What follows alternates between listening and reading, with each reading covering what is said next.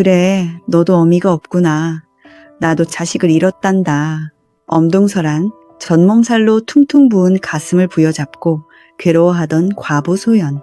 떨리는 손으로 저고리 끈을 풀고 젖을 물린 것은 다름 아닌 산짐승, 호랑이 새끼였습니다. 세상에 미쳤지. 호랑이 새끼를 제 자식처럼 키우다니. 돌팔매질 당하고 마을에서 쫓겨난 소연. 하지만 그녀는 몰랐습니다. 이 작은 짐승이 훗날 어떤 은혜를 갚아올지. 안녕하세요. 벽화야담입니다. 얼굴은 직접 못 뵈어도 마음만은 이웃 사촌입니다. 어디서 듣고 계신지 댓글 주시면 큰 기쁨이겠습니다. 구독, 좋아요와 함께 이야기 시작합니다. 옛날 옛적 경상도 어느 산골 마을, 밤마다 짐승의 울음소리인지 여인의 곡소리인지 모를 기이한 소리가 바람을 타고 내려왔습니다. 마을 사람들은 그 소리가 들릴 때면 서둘러 호롱불을 끄고 문을 걸어 잠갔죠. 그 소리의 끝자락에는 외딴 초가집 한 채가 위태롭게 서 있었습니다. 그곳에는 윤소연이라 불리는 여인이 홀로 살고 있었어요. 그녀는 얼마 전 남편을 잃었고 뒤이어 갓난아이마저 품에서 떠나보냈습니다. 집 안에는 아이가 쓰던 베넷저고리와 손때 묻은 요란만이 덩그러니 남아있었죠. 소연은 낮에는 남의 집 일을 거들며 입에 풀칠을 했지만 해가 지면 누구와도 말을 섞지 않았습니다. 소연의 몸은 젖은 솜처럼 무거웠습니다. 아이는 떠났으나 어미의 몸은 그것을 알지 못했는지 젖이 멈추지 않고 차올랐기 때문입니다. 그녀의 저고리 앞돛은 시도 때도 없이 젖어들었고 가슴은 돌덩이를 얹은 듯 짓눌려 왔어요. 밤이 되면 그 통증은 더욱 날카로워져 잠을 이룰 수 없게 만들었죠. 그녀는 통증을 잊기 위해 혹은 잊지 않기 위해 밤마다 집을 나섰습니다. 발걸음은 남편과 아이가 묻힌 언덕을 향하다가도 차마 그 앞에 서지 못하고 이내 방향을 틀었습니다. 소연의 발길이 닿는 곳은 인적 없는 산길이었습니다. 거친 숨을 내쉬며 산을 오르면 차가운 밤 공기가 뜨거운 가슴을 아주 조금이나마 식혀주었으니까요. 마을 사람들은 소연이 밤마다 산을 오르는 것을 알았지만 누구도 묻지 않았습니다. 그저 우물가에서 수군거릴 뿐이었죠. 저러다 귀신에 홀려. 산 짐승 밥이나 안 되면 다행이지. 하지만 소연의 귀에는 아무것도 들리지 않았습니다. 그녀는 그저 묵묵히 터질 듯한 가슴을 부여잡고 어둠 속을 걸을 뿐이었습니다. 달빛만이 그녀의 그림자를 길게 늘어뜨리며 뒤를 따랐습니다. 어느 날 오후, 칡감을 구하러 산 중턱까지 오른 소연은 낯선 굴 하나를 발견했습니다. 평소 다니던 길에서 살짝 벗어난 곳, 덤불에 가려져 잘 보이지 않던 곳이었죠. 굴 입구에는 마른 낙엽이 어지럽게 흩어져 있었고 비릿한 짐승의 냄새가 코끝을 스쳤습니다. 소연은 본능적으로 뒷걸음질 쳤습니다. 산짐승의 보금자리임이 분명했으니까요. 막 몸을 돌리려던 찰나 굴 안쪽에서 가느다란 소리가 들려왔습니다. 낑, 낑. 그것은 위협적인 짐승의 포효가 아니었습니다. 갓 태어난 생명이 어미를 찾는 애처롭고 미약한 울음이었죠. 소연의 발이 땅에 붙어버린 듯 움직이지 않았습니다. 그녀는 잠시 망설이다 조심스레 굴 안을 들여다보았습니다. 어둠 속에서 무언가 꿈틀거리고 있었어요. 어미는 보이지 않았고 흙바닥에 웅크린 작은 털뭉치 하나만 남아 있었습니다. 황갈색 털에 검은 줄무늬가 희미하게 박힌 아직 눈도 제대로 뜨지 못한 호랑이 새끼였습니다. 녀석은 며칠을 굶었는지 갈비뼈가 드러날 만큼 앙상했습니다. 소연은 침을 삼켰습니다. 그냥 두고 가야 한다는 생각이 머리를 스쳤죠. 그녀는 짐을 챙겨 짐짓 바쁘게 발걸음을 옮겼습니다. 하지만 몇 걸음 떼지 못하고 다시 멈춰서고 말았어요. 뒤에서 들려오는 울음소리가 끈질기게 발목을 잡았습니다. 그녀가 다시 뒤를 돌아보자 새끼 호랑이가 비틀거리며 굴 밖으로 기어나와 있었습니다. 내 다리에 힘이 없어 자꾸만 고꾸라지면서도 온기를 찾아 소연 쪽으로 필사적으로 머리를 들이밀었죠. 그 모습이 마치 며칠 전 떠나보낸 아이의 마지막 몸짓과 겹쳐 보였습니다. 소연의 손이 떨려왔습니다. 그녀는 주위를 한번 둘러보곤 치마폭을 넓게 펼쳤습니다. 그리고 떨리는 손으로 그 작은 짐승을 들어 올려 품에 안았습니다. 따뜻하고 보드라운 털의 감촉이 손끝에 닿자 쿵쿵거리던 심장 소리가 귓가에 울렸습니다. 그녀는 극감 바구니 속에 새끼를 숨기고 도망치듯 산을 내려왔습니다. 밤이 깊어지자 헛간에 숨겨둔 새끼가 다시 울기 시작했습니다.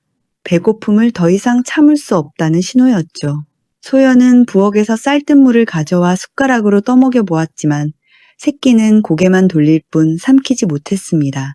녀석의 숨소리가 점점 옅어지고 있었어요. 이대로라면 밤을 넘기기 힘들 것 같았습니다. 그때였습니다. 소연의 가슴에 다시금 찌릿한 통증이 찾아왔습니다. 며칠째 비워내지 못한 젖이 옷을 적시고 있었죠. 퉁퉁 부어오른 가슴은 열기로 뜨거웠고 스치기만 해도 비명이 나올 만큼 아팠습니다. 그녀는 헛간 한 구석에 짚을 깔고 앉아 헐떡이는 짐승을 내려다보았습니다. 기이한 정적이 흘렀습니다. 밖에서는 바람이 문풍지를 거세게 흔들었지만 헛간 안은 숨소리조차 들리지 않을 만큼 고요했죠. 소연은 저고리 고름에 손을 가져갔습니다. 손가락이 미세하게 떨리고 있었어요. 이것이 사람의 도리에 맞는 일인지, 짐승에게 젖을 물려도 되는 것인지 생각할 겨를은 없었습니다. 그저 눈앞의 생명을 살려야 한다는 본능, 그리고 자신의 고통을 덜어내고 싶은 욕구만이 뒤섞여 있었습니다. 그녀가 조심스레 옷깃을 열자 달큰한 젖내음이 좁은 헛간에 퍼졌습니다. 그 냄새를 맡은 것일까요? 축 늘어져 있던 새끼가 고개를 들었습니다. 소연이 몸을 숙여 가슴을 내어주자 녀석은 망설임 없이 달려들었습니다. 처음에는 거칠고 서툴렀습니다. 날카로운 이빨이 살을 스칠 때마다 소연의 미간이 찌푸려졌죠. 하지만 이내에 녀석은 본능적으로 젖을 빨기 시작했습니다. 꿀꺽꿀꺽 목구멍으로 넘어가는 소리가 정막을 깼습니다. 동시에 소연의 입에서 긴 탄식이 새어나왔습니다. 며칠을 괴롭히던 압박감이 빠져나가며 기묘한 해방감이 전신을 감쌌기 때문입니다. 짐승의 온기가 가슴을 타고 전해져 왔습니다. 그녀는 멍하니 허공을 응시하다 조심스레 손을 들어 젖을 먹는 녀석의 등을 쓰다듬었습니다. 거칠었던 호흡이 차분해지고 있었어요. 이날 이후 소연은 아무에게도 말하지 못할 비밀을 품게 되었습니다. 밤마다 헛간에서는 은밀한 수유가 이어졌고 산짐승들의 울음소리가 묘하게 줄어들었다는 소문이 마을에 돌기 시작했죠. 하지만 이것이 어떤 파장을 불러올지 그때는 아무도 알지 못했습니다. 비밀은 영원할 수 없었고 소문은 발보다 빨랐습니다. 시작은 산에서 나무를 하던 칠성이라는 나무꾼의 입이었습니다. 해가 뉘엿뉘엿 넘어가던 시각, 그는 땔감을 지고 내려오다 소연의 집 뒤편 덤불에서 기이한 장면을 목격했죠. 여인이 짐승을 품에 안고 어르는 모습, 그리고 그 짐승의 꼬리가 살랑이는 모습은 사람의 것이라기엔 너무나 기괴했습니다. 칠성의 입을 떠난 이야기는 우물가를 거쳐 주막으로 다시 장터로 순식간에 퍼져나갔습니다. 그 과부댁 말이야. 밤마다 산신령에게 홀렸다더군. 아니지. 내가 듣기론 호랑이 새끼를 제 자식인 양 키운다던데? 말들은 눈덩이처럼 불어나 살이 붓고 뼈가 생겼습니다. 사람들은 소연을 볼 때마다 수근거리며 거리를 두었고 아이들은 그녀의 집 근처에는 얼씬도 하지 않았습니다. 이 소문은 고을의 지주인 박도식의 귀에도 들어갔습니다. 그는 널찍한 대청마루에 앉아 곰방대를 두드리며 묘한 눈빛을 번득였죠. 박도식은 본래 셈이 빠르고 욕심이 많은 위인이었습니다. 그의 관심은 호랑이 따위가 아니었어요. 소연의 초가집 뒤편, 남향으로 볕이 잘 드는 그 언덕배기 땅이 문제였습니다. 단자리로 쓰기에 그보다 좋은 명당이 없다는 것을 그는 진즉부터 알고 있었으니까요. 짐승과 한통속이 된 년을 마을에 둘 수는 없지. 박도식은 거친 손으로 수염을 쓸어내렸습니다. 그의 사각진 턱이 굳게 다물어졌습니다. 명분은 충분했습니다. 마을의 안녕을 위협하는 요물을 내친다는 핑계로 땅을 차지할 기회가 제 발로 찾아온 셈이었습니다. 그는 하인을 불러 마을 어른들을 소집하라 일렀습니다. 그의 눈과 주름 사이로 비릿한 탐욕이 숨겨지지 않고 흘러나왔습니다.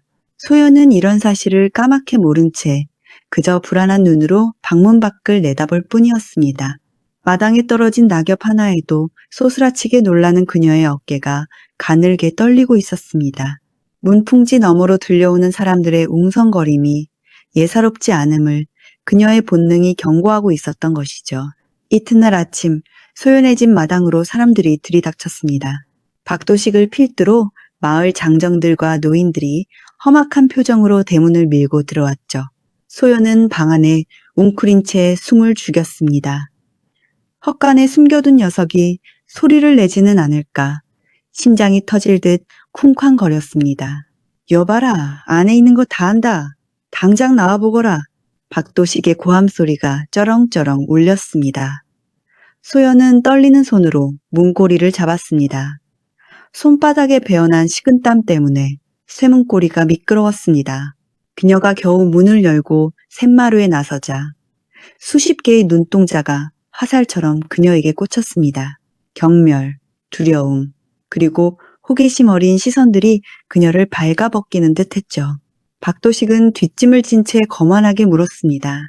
내년이 짐승 새끼를 끼고 돈다는 게 사실이냐? 사람 잡아먹는 범을 마을에서 키우다니? 제정신이 아니로구나. 소연은 입술을 깨물었습니다. 아니라고 부정하고 싶었지만 목소리가 목구멍에 걸려 나오지 않았습니다. 그녀의 시선이 불안하게 헛간 쪽을 향했다가 바닥으로 떨어졌습니다. 그 짧은 시선의 이동을 박도식은 놓치지 않았습니다. 저기다, 저 헛간을 뒤져라. 하인들이 우르르 헛간으로 몰려갔습니다. 소연이 비명에 가까운 소리를 지르며 망려했지만 장정들의 힘을 당해낼 수는 없었습니다. 헛간문이 뜯겨나가듯 열리고 집더미 속에서 자다 깬 새끼 호랑이가 모습을 드러냈습니다. 녀석은 낯선 사람들을 보고 캉!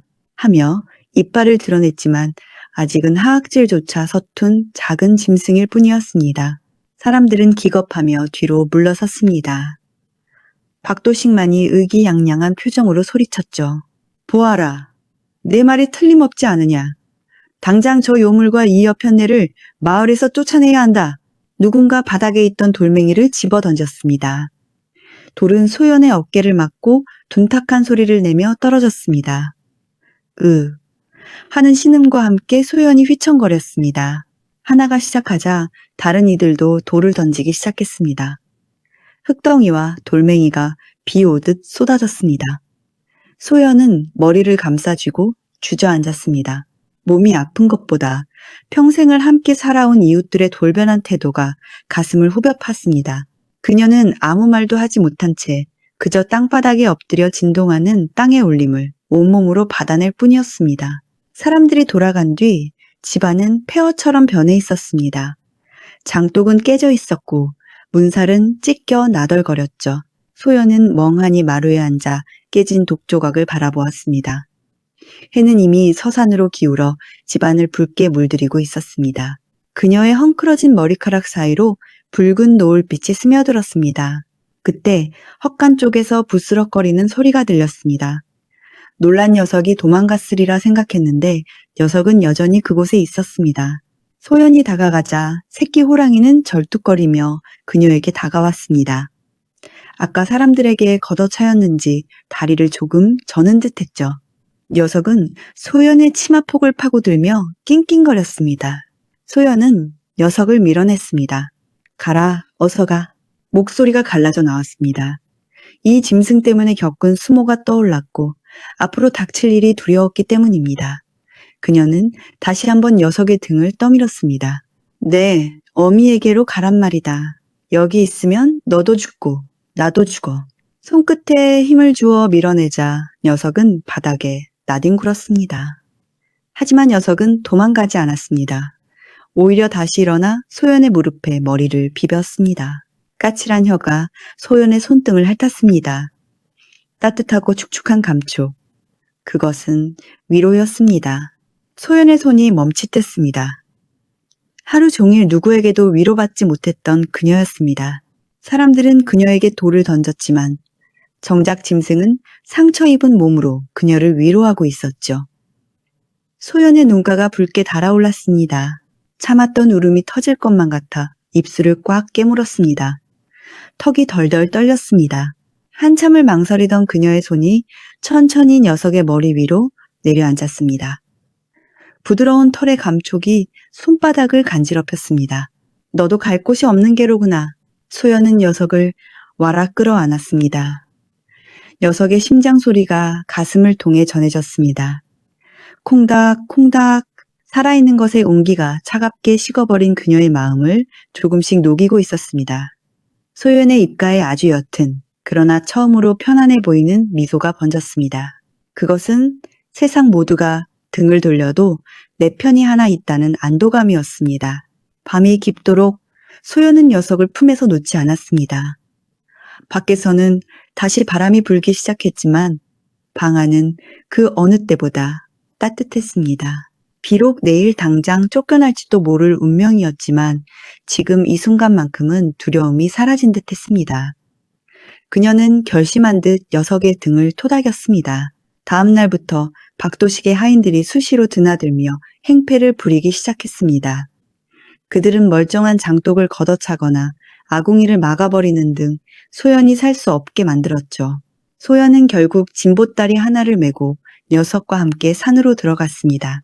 마을 사람들이 보지 않는 깊은 골짜기, 예전에 숯을 굽던 사람들이 쓰다 버린 허름한 옷막이 그녀의 새 거처가 되었습니다.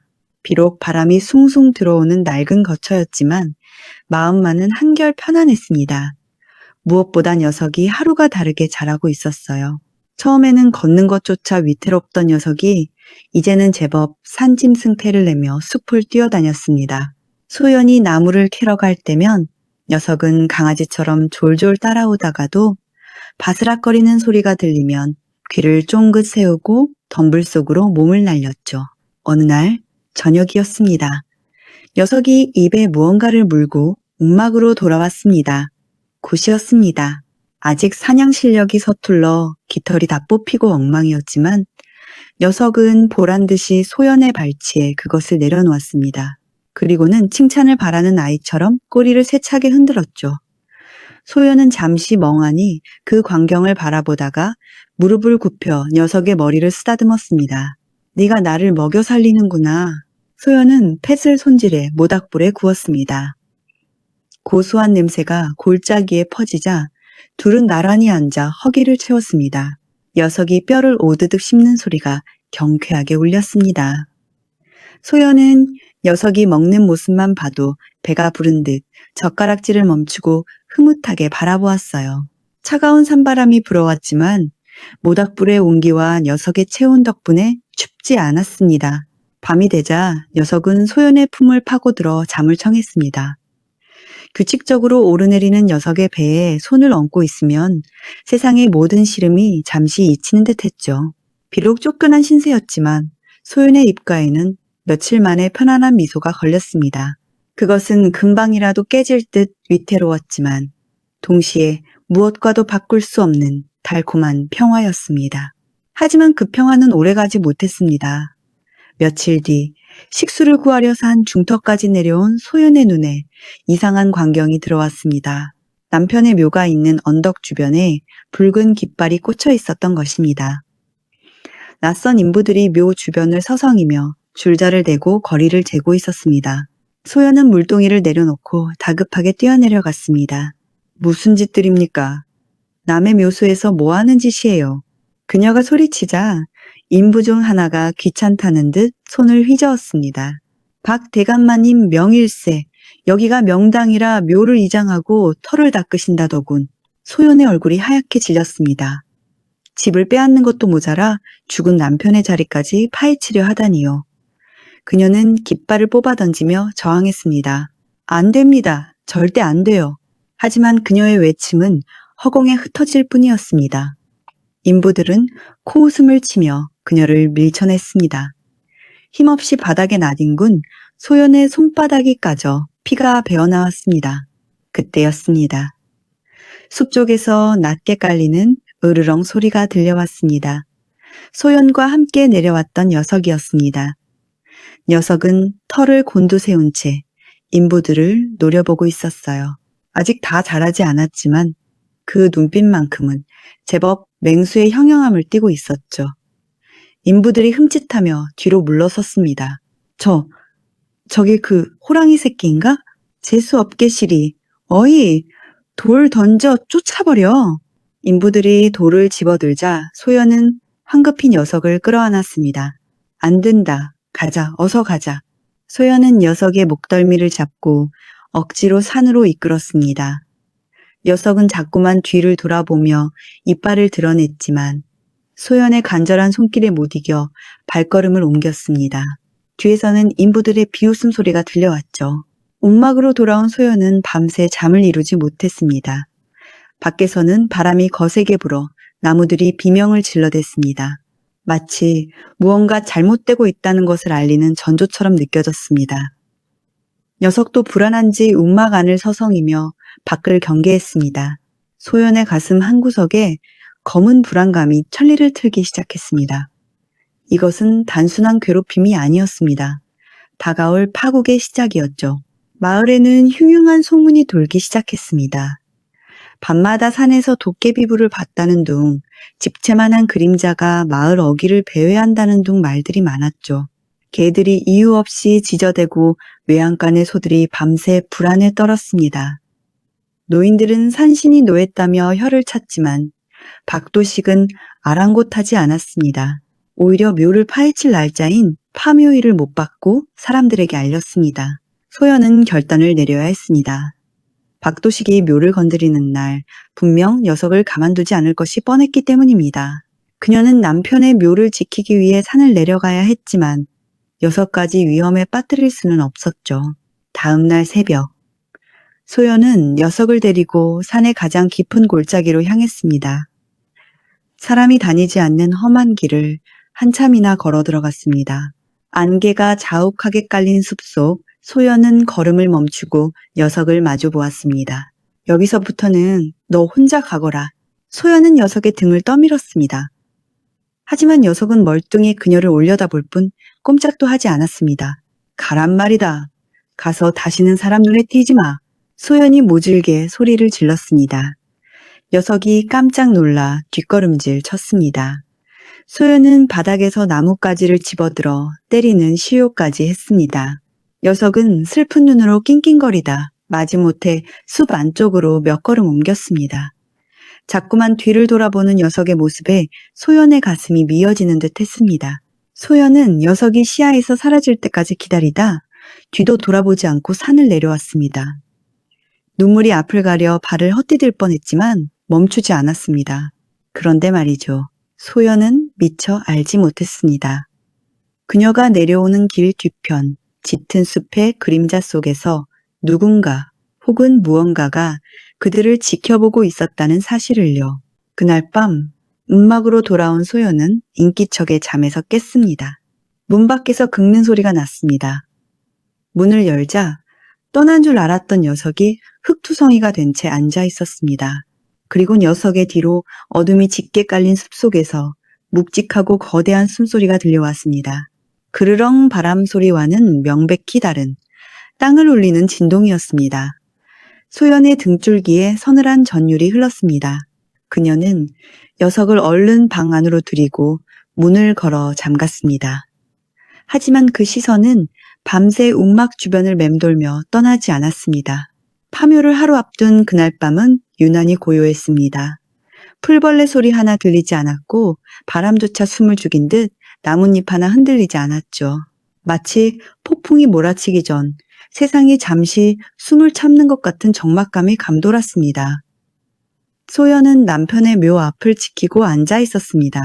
그녀의 곁에는 여전히 그 녀석이 웅크리고 앉아 어둠 속을 응시하고 있었죠.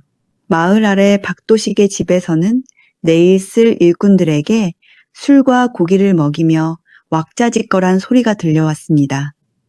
그런데 밤이 깊어질 무렵 이상한 일이 벌어졌습니다. 뒷간에 다녀오겠다며 나간 하인 하나가 돌아오지 않은 것입니다. 이놈이 술에 취해 어디서 자빠져 자는 게 분명하다. 동료들이 횃불을 들고 찾으러 나갔지만 그 어디에서도 하인의 모습은 보이지 않았습니다. 다만 산으로 이어지는 길목에 벗겨진 신발 한 짝만이 덩그러니 놓여 있었죠. 그리고 그 옆 진흙 바닥에는 사람의 발자국보다 훨씬 크고 깊은 짐승의 발자국이 선명하게 찍혀 있었습니다. 사람들은 술이 확 깨는 것을 느꼈습니다. 누군가 떨리는 목소리로 말했죠. 산군이 노한 개야. 하지만 박도식은 코웃음을 쳤습니다. 겁쟁이들 같으니라고. 내일 날이 밝는 대로 작업을 시작한다. 도망가는 놈은 멍석마리를 시킬 테니 그리 알아. 그의 호통에 사람들은 입을 다물었지만 공포는 안개처럼 그들의 발목을 휘감고 있었습니다. 소연은 산 아래에서 벌어지는 소란을 짐작했지만 움직이지 않았습니다. 그녀는 차가운 묘 봉분을 쓰다듬으며 밤을 지새웠습니다. 녀석이 불안한 듯 소연의 치마폭을 파고들며 낮게 그르렁거렸습니다. 소연의 손이 녀석의 등을 천천히 토닥였습니다. 그것은 마치 다가올 운명을 예감한 이들의 마지막 작별 인사처럼 보였습니다. 이윽고 날이 밝았습니다. 해가 떴으나 짙은 안개가 산허리를 감싸고 있어 사방이 희뿌옇게 흐려져 있었죠. 박도식은 대니와 삽을 든 일꾼들을 이끌고 언덕으로 올라왔습니다. 마을 사람들은 혹여나 화를 입을까 두려워 멀찍이 떨어져서 그 광경을 지켜보았습니다. 비키거라. 좋은 말로 할 때 비켜. 하인들이 소연을 거칠게 끌어냈습니다. 소연은 묘비를 붙잡고 버텼지만 장정들의 힘을 당해낼 수는 없었습니다. 그녀가 흙바닥에 내동댕이 쳐지자 녀석이 캬악 하고 이빨을 드러내며 달려들려 했습니다. 하지만 소연이 다급하게 녀석의 목덜미를 낚아채 품에 안았습니다. 지금 나서면 녀석마저 죽임을 당할 것이 뻔했으니까요. 박도식이 턱짓으로 묘를 가리켰습니다. 파라. 일꾼 중 하나가 침을 관뱉고는 삽을 들어 올렸습니다. 모두가 숨을 죽인 찰나 삼날이 둔탁한 소리를 내며 봉분에 흙을 찍어 내렸습니다. 푹 바로 그 순간이었습니다.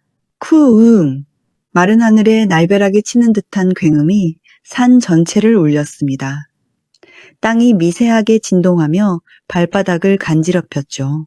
바람이 없던 숲에서 갑자기 회오리 바람이 일며 나뭇가지들이 미친 듯이 춤을 추기 시작했습니다. 삽을 들었던 일꾼이 중심을 잃고 뒤로 넘어졌습니다. 무슨 소리야? 사람들이 웅성거리며 뒷걸음질 쳤습니다. 안개가 소용돌이치며 거치는가 싶더니 숲의 가장 어두운 그림자 속에서 무언가가 걸어 나오고 있었습니다. 나뭇가지들이 우지끈 꺾여나가는 소리가 들려왔죠. 그것은 바람 소리가 아니었습니다. 거대한 존재가 땅을 밟는 소리였습니다. 사람들의 시선이 일제히 한 곳으로 쏠렸습니다. 안개가 거친 자리에 드러난 형체를 본 순간 그 자리에 있던 모든 이들의 숨이 턱하고 부서버렸습니다. 그것은 호랑이였습니다.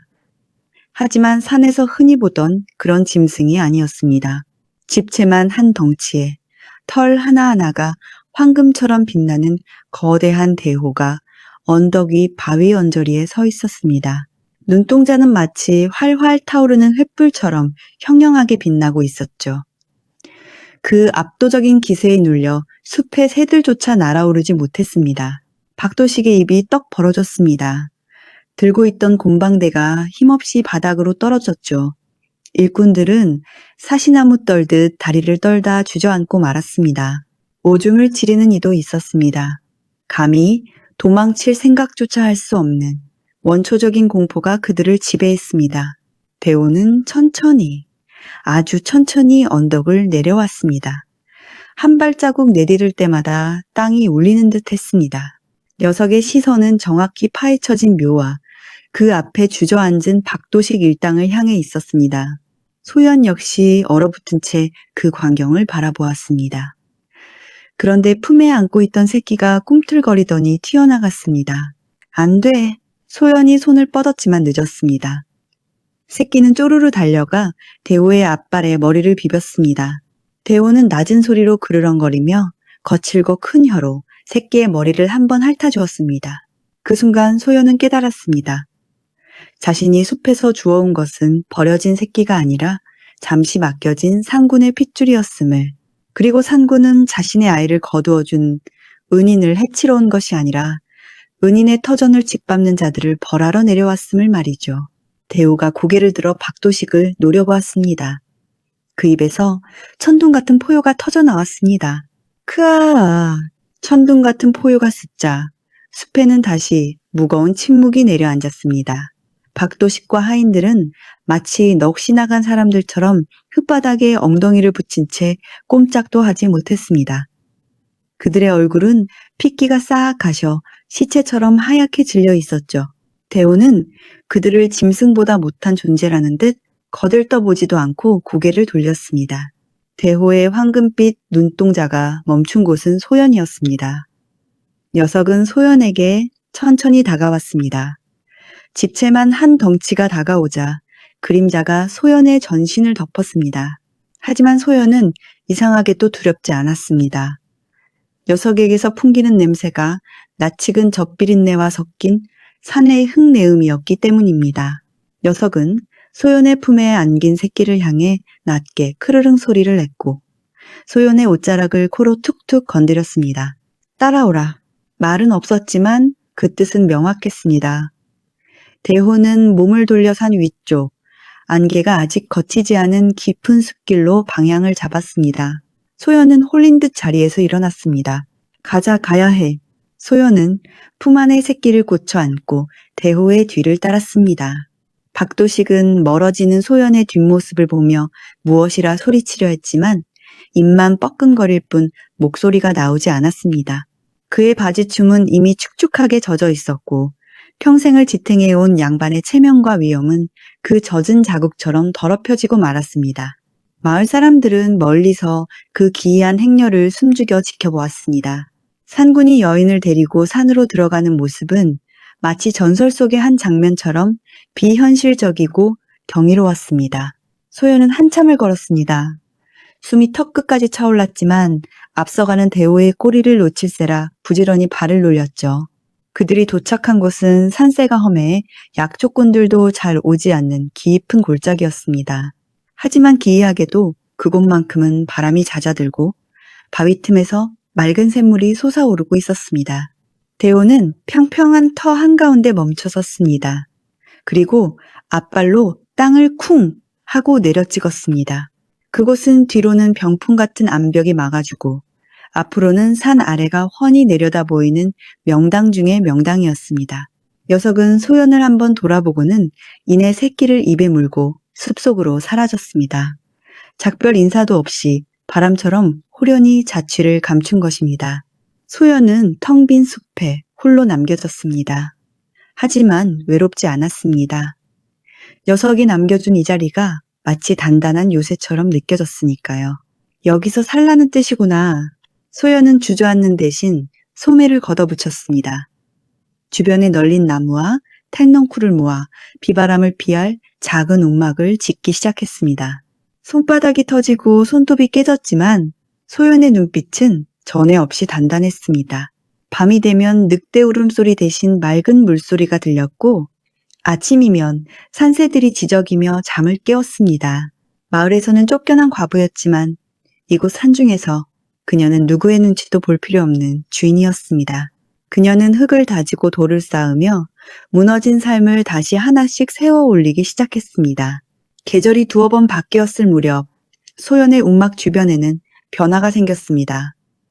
처음에는 길을 잃은 약초꾼이 우연히 들러 물 한 모금을 얻어 마신 게 시작이었죠. 이런 깊은 산 중에 사람이 살다니. 게다가 물맛이 어찌 이리 달고 시원하오? 약초꾼은 고마움의 표시로 귀한 산삼 한 뿌리를 놓고 갔습니다. 그 소문은 아름아름 퍼져나갔습니다. 그 골짜기에 가면 호랑이가 점지해준 터가 있다더라. 그 물을 마시면 병이 낫는다던데. 호기심에 혹은 휴식이 필요해서 하나둘 사람들이 찾아들기 시작했습니다. 산을 넘는 장사꾼들은 험한 길 대신 소연의 터를 경유하는 지름길을 택했고 사냥꾼들은 이곳에서 하룻밤 묵으며 가죽을 손질했죠. 소연은 그들을 빈손으로 보내지 않았습니다. 산에서 캔 나물로 투박하지만 따뜻한 밥상을 차려냈고 옥수수와 감자를 쪄서 보침에 넣어주었습니다. 사람들은 엽전이나 소금, 무명청 같은 물건으로 밥값을 치렀습니다. 과부댁 인심이 참 후하구려. 내 다음 장날에 또 들리리다. 어느새 소연의 움막 앞은 작은 장터처럼 변해갔습니다. 사람이 모이니 길이 넓어지고 길이 넓어지니 더 많은 물자가 오갔습니다. 짐승의 젖을 먹이던 헛간 같던 초라함은 온데간데 없었죠. 소연은 이제 더 이상 숨죽여오는 여인이 아니었습니다.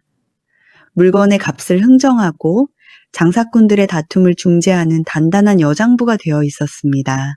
그리고 가끔, 아주 가끔 밤이 깊으면 산등성이에서 어흥하는 낮은 울음소리가 들려오곤 했습니다. 그러면 소란스럽던 객주들의 말소리가 뚝 끊기고 모두가 경외심 어린 눈으로 산을 올려다보았죠. 그 소리는 마치 이 터의 주인이 누구인지, 그리고 누가 이곳을 지키고 있는지를 상기시켜주는 듯 했습니다. 산 위쪽이 불야성을 이루는 동안 산 아래 박도식의 기와집에는 찬바람만이 들이쳤습니다. 대문은 삐딱하게 열려 있었으나 드나드는 이는 아무도 없었죠. 마당에는 자풀이 무성하게 자라났고 그토록 윤기가 흐르던 기둥에는 먼지가 뽀얗게 내려앉아 있었습니다. 박도식의 위세는 그날 호랑이의 포효와 함께 땅에 떨어졌습니다. 소작인들은 하나둘 핑계를 대며 도지를 내지 않았고 하인들은 밤을 틈타 세간살이를 훔쳐 달아나기 바빴습니다. 이놈들, 내 놈들이 감히 내 쌀을 훔쳐가느냐. 박도식의 곰방대를 휘두르며 고래고래 소리를 질렀지만 돌아오는 것은 비웃음 섞인 시선뿐이었습니다. 예전 같으면 벌벌 떨며 머리를 조아렸을 종놈조차 그를 본체 만취하며 쌀가마니를 쥐고 대문을 나섰습니다. 그의 국가는 빠르게 비어갔습니다.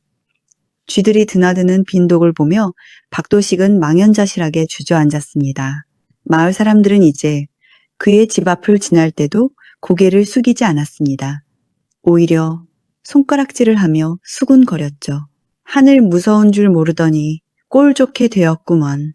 상군이 노한집이야. 가까이 가면 재수가 옹부터. 박도식은 방 안에 틀어박혀 술로 밤을 지새우는 날이 많아졌습니다. 술잔을 잡은 손이 덜덜 떨렸습니다. 문 밖에서 들려오는 바람 소리가 마치 호랑이의 숨소리 같아 화들짝 놀라며 이불을 뒤집어 쓰기도 했어요. 그는 인정할 수 없었습니다. 자신이 가진 모든 것이 저 산 위로 짐승 젖이나 물리던 과부에게로 흘러가고 있다는 사실을 말입니다. 하지만 그의 텅 빈 마당은 이미 기울어버린 그의 운명을 여실히 보여주고 있었습니다. 반면 소연의 터는 이제 하나의 작은 마을이나 다름없었습니다. 사람들의 왕래가 잦아지자 소연은 큰 결심을 했습니다. 움막을 허물고 제대로 된 집을 짓기로 한 것입니다. 소문을 들은 목수들이 제 발로 찾아왔고 마을 장정들은 품색도 마다하고 흙과 돌을 날랐습니다. 여기가 명당이라며 내 벽돌 한 장이라도 얹어 덕 좀 봅시다. 사람들은 너스레를 떨며 이를 거들었습니다. 망치질 소리와 톱질 소리가 골짜기를 메웠습니다. 굵직한 대들보가 올라가고 윤기나는 기와가 지붕을 덮었습니다. 뼈대만 앙상하던 집이 점차 웅장한 자태를 드러냈죠. 그것은 박도식의 집보다 훨씬 크고 단단해 보였습니다. 소연은 공사 현장을 지휘하며 쉴 새 없이 움직였습니다. 그녀의 옷차림도 변해 있었습니다. 낡은 무명 저고리 대신 빳빳한 못이 적삼을 입었고 쪽진 머리에는 수수한 비녀 하나가 꽂혀 있었어요. 하지만 그녀를 빛나게 하는 것은 비단 옷이 아니라 사람들을 이끄는 단단한 눈빛과 태도였습니다. 집이 완성되던 날 상냥식이 열렸습니다. 돼지머리가 상에 오르고 막걸리가 돌았습니다. 윤행수님, 한 잔 받으십시오. 누군가 소연을 행수라 불렀습니다. 과부댁, 소연어미라 불리던 그녀에게 새로운 호칭이 생긴 것입니다. 마을의 어른들조차 그녀 앞에서는 허리를 굽혔습니다. 산 아래 장터의 상권은 이미 소연의 터로 넘어온 지 오래였죠. 사람들은 물건을 사고 팔 때 소연의 허락을 구했고 다툼이 생기면 관아 대신 소연을 찾아와 판결을 부탁했습니다. 그날 밤 소연은 새로 지은 대청마루에 앉아 아래를 내려다보았습니다.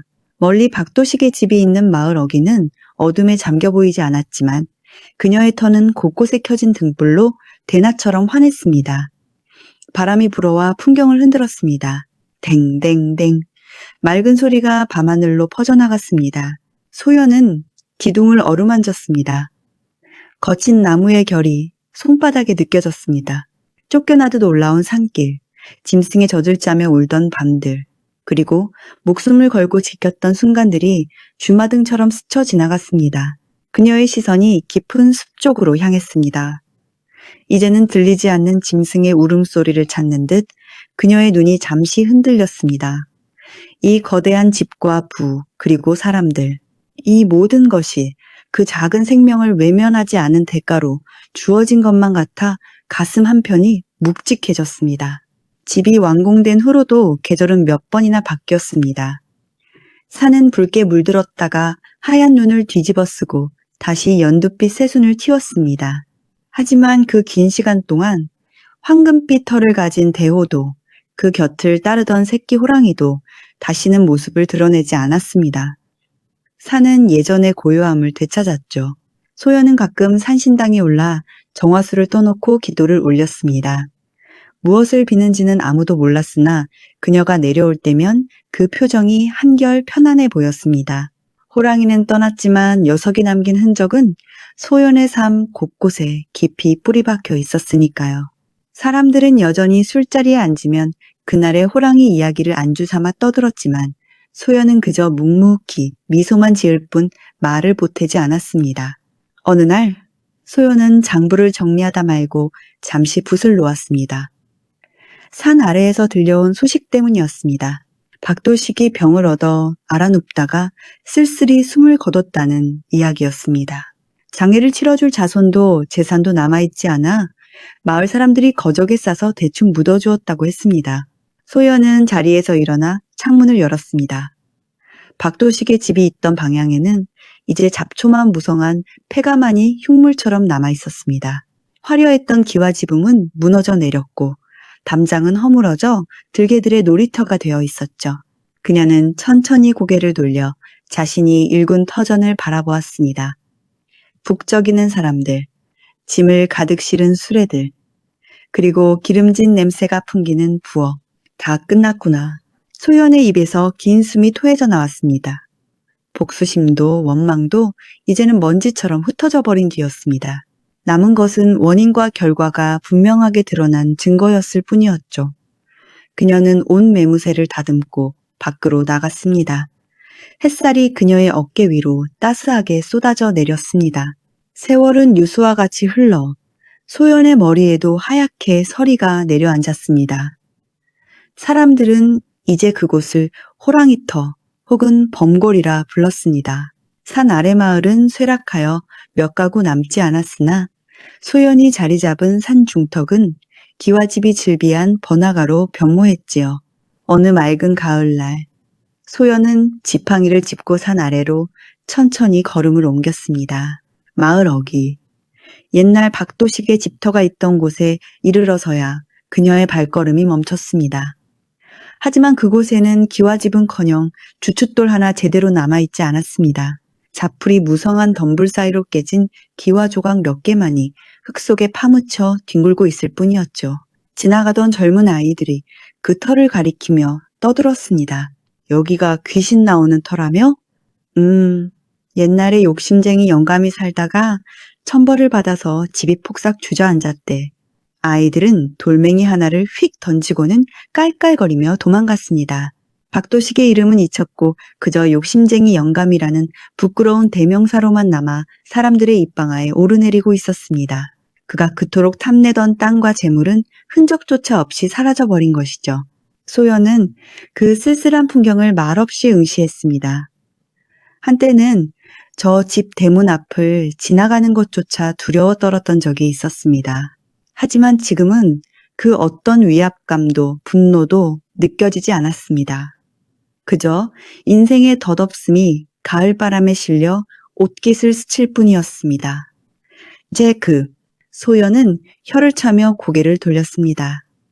박도식의 묘소가 어디 있는지는 아무도 몰랐습니다. 돌봐주는 후손이 없어 산짐승들이 파헤쳐버렸다는 소문만 무성했으니까요. 그는 땅을 뺏으려다 결국 한 평의 땅에서도 편히 쉬지 못하는 신세가 된 것입니다.